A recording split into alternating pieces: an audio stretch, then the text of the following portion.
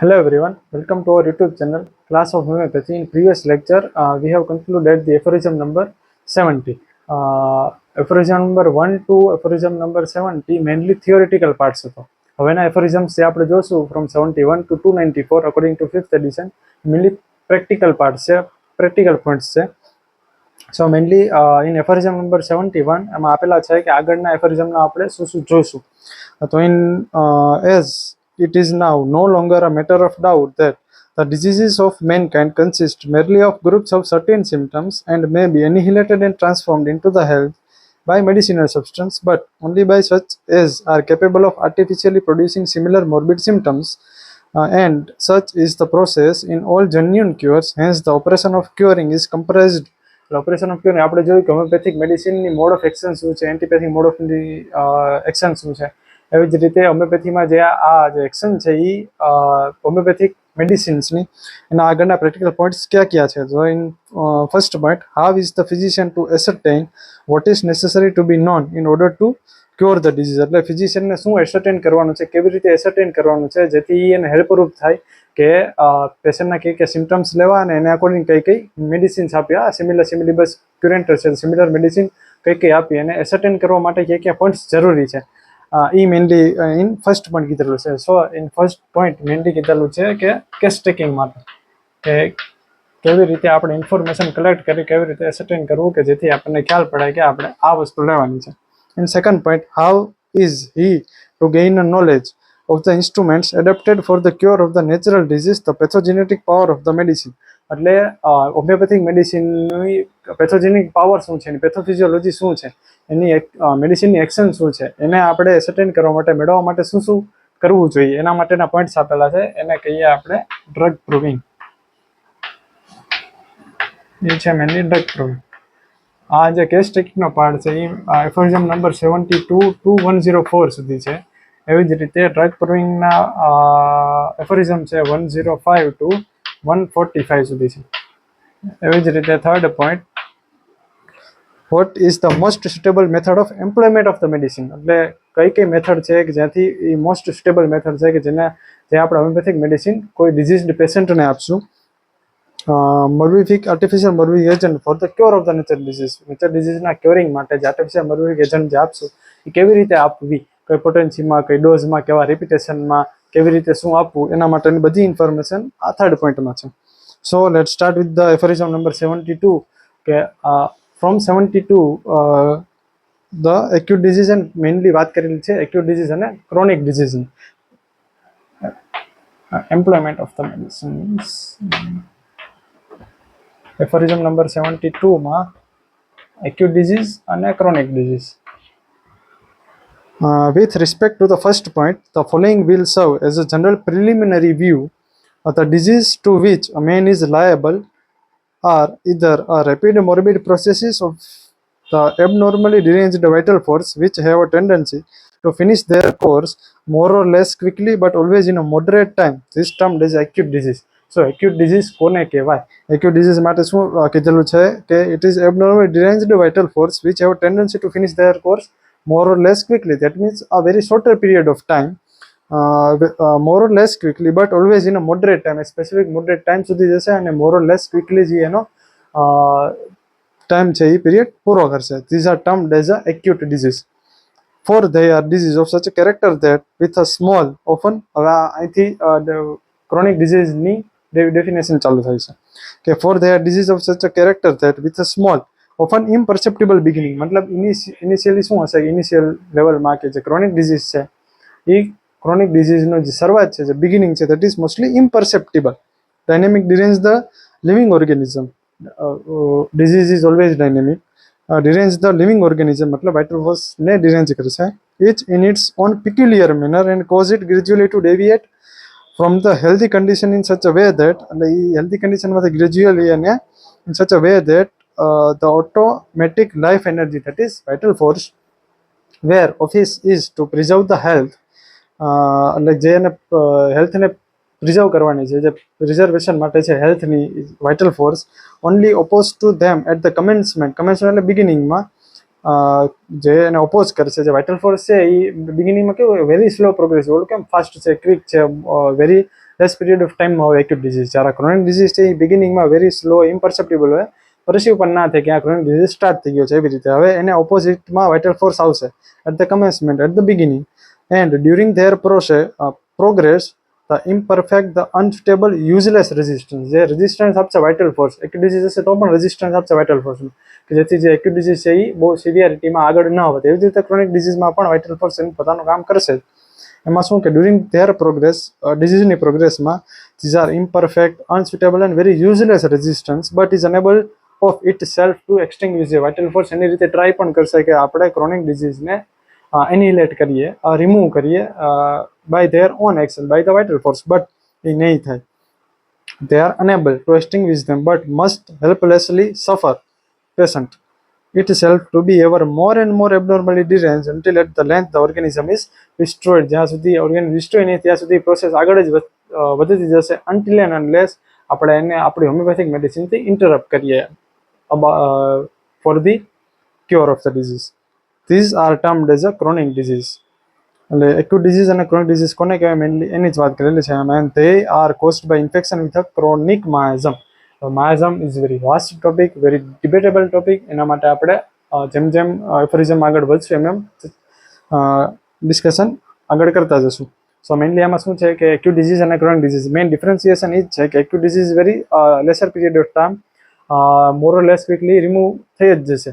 આપણે એક છે ને કે કોઈ પણ શરદી ઉધરસ થયા હોય તો દવા લ્યો તો અઠવાડિયા માટે, અને દવા ન લ્યો તો એક વીકમાં માટે. આ એક્યુટ ડિઝીઝ એના જેવું છે કે એની રીતે વાઇટલ ફોર્સ છે એ આગળ એક્શન આપી જ દેશે, રેઝિસ્ટન્સ આપી જ દેશે અને રિમૂવ કરી જ નાખશે. બટ ઇન ક્રોનિક ડિઝીઝ એવો છે કે જેમાં એ by the help of the vital force remove નહીં થાય, એને આપણે ઇન્ટરપ્ટ કરવો જ પડશે through our homeopathic medicines. And in aphorism number 73, as regards the acute diseases, they are either of such a kind as attack human being individually. Mainly in aphorism number 73 વાત કરેલી છે in 73 the types of acute disease. What are the different types of acute disease? પહેલા આપણે acute disease ની વાત કરશું, પછી chronic disease ની વાત કરશું. પહેલા ડેફિનેશન જોઈએ, પછી types જોઈએ.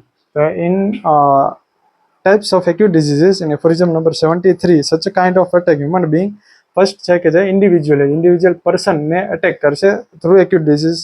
તો કેવી રીતે એના કોઝ શું શું હોઈ શકે? તો by the action of exciting cause, being injurious influence to which they were particularly exposed. ક્યાં એક્ઝામ્પલ્સ કે જે ઇન્ડિવિજ્યુઅલ પર્સનને ઇફેક્ટ કરે, કે જેમાં એક્યુટ ડિઝીઝ પ્રોડ્યુસ કરે, કેવા કોઝિસ હોય?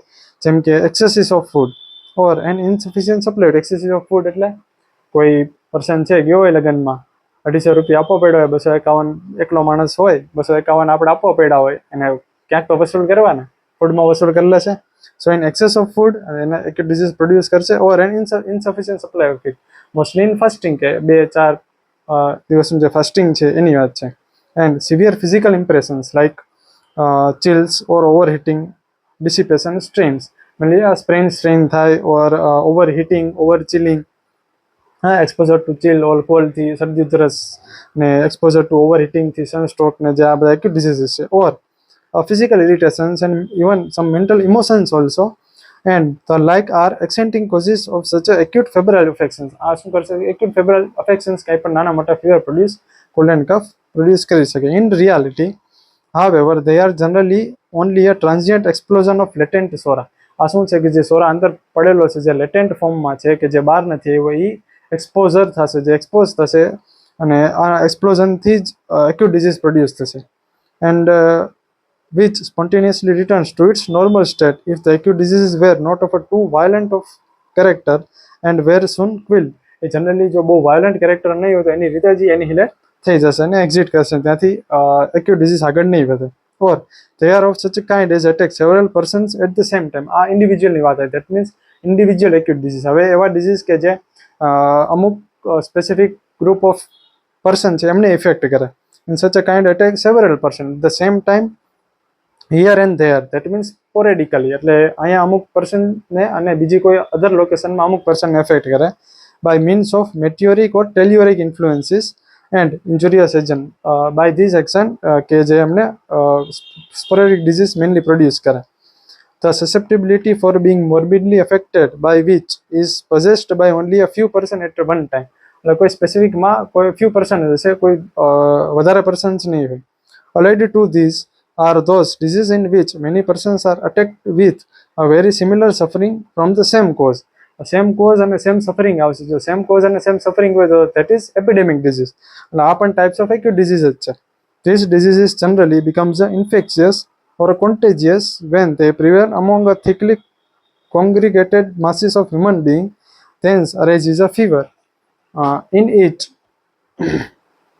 instance of peculiar nature, and because of the cases of a disease have an identical origin, they set up in all those they effect as a identically morbid process. Identical process એટલે same suffering at the same time with the same cause. તો epidemic disease છે. Epidemic disease આપણે બધા example જોયેલું છે, that is Covid.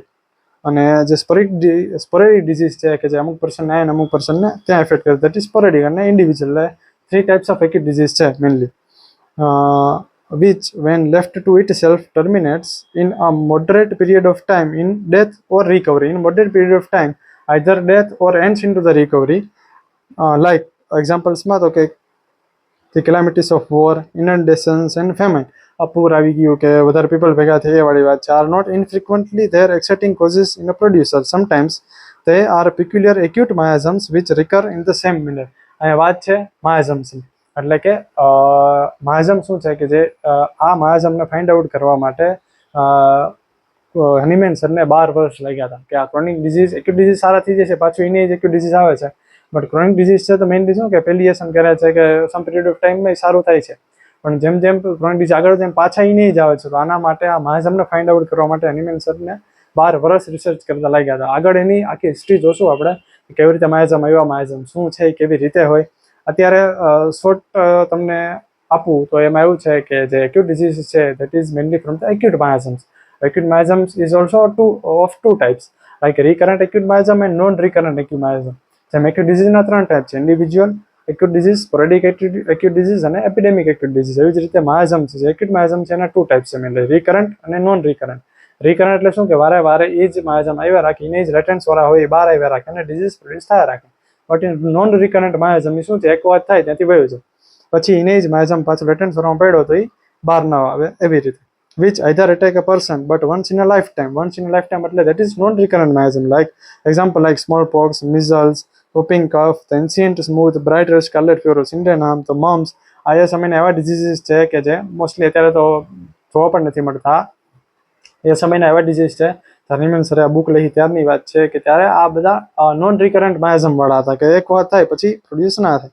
ઓર સચ અ રિકર frequently in pretty much the same manner. In each manner માં in each condition માં પાછા in each disease પાછા આવે. That means recurrent acute miasms, the plague of Levant, the yellow fever of sea coast and the asiatic cholera. આ એવા ટાઈપના diseases છે જે વારે વારે આવ્યા જ રાખે, વારે વારે જેને માયાઝમ છે એક્ટિવ થાય જ રાખે. જો મેનલી માયાઝમની આપણે વાત કરીએ તો માયાઝમ શું છે કે ઓબ્નોક્સિયસ એવું મેટર છે કે જે આપણી બોડીમાં અફેક્ટ કરે છે. એની અફેક્ટથી mainly miasm is a defence mechanism of our body. and there are mainly 3 types of miasm. That is SORA, that is psychosis and syphilis. આની આપણે આગળ જતા ડિટેલમાં વાત કરશું એફોરિઝમ કે અને શું કેવી રીતે સોરા, સાયકોસિસ અને સિફિલિસ માયાઝમ હોય. સોરા, આમાં સોરાનું કીધું છે mother of all miasm. Out of 8th disease the 7th disease are because of psora. This is mother of all miasm. Psora બધી વસ્તુ સોરાથી જ ચાલુ થાય, પછી સાયકોસિસમાં આવે, પછી સિફિલિસમાં આવે, અથવા તો સોરામાંથી સિફિલિસમાં પણ જઈ શકે. બટ શરૂઆત મેઇનલી ફ્રોમ ધ સોરા. અને psora, sycosis and syphilis are the mainly આ defence mechanism of our body. આ એક ડિફેન્સ મિકેનિઝમ છે and also disease is also our defence mechanism. કે જ્યાંથી આપણને ખ્યાલ પડે કે હા આપણે અહીંયા આ પાર્ટમાં, આ પર્ટિક્યુલર પાર્ટમાં ધ્યાન દેવાની જરૂર છે કે જેથી આપણે એને એનિહિલેટ કરી શકીએ, ક્યોર કરી શકીએ. તો મેઇનલી આ એફોરિઝમમાં in એફોરિઝમ 72 and 73 types of acute diseases in 73 and acute disease and chronic disease mainly in aphorism number 72 આની જ વાત કરેલી છે. So thank you guys.